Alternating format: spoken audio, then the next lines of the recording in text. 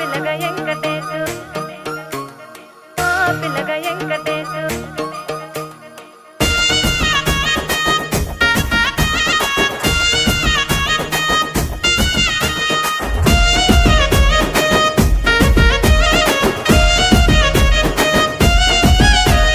సిద్ధిరాల మనసు నాది చిన్నగా పోతుంటావో చూడక పోతుంటావో ఇంట్లో చిన్నదాన్ని నేను సిద్ధిరాల దాన్నితో చిన్నలు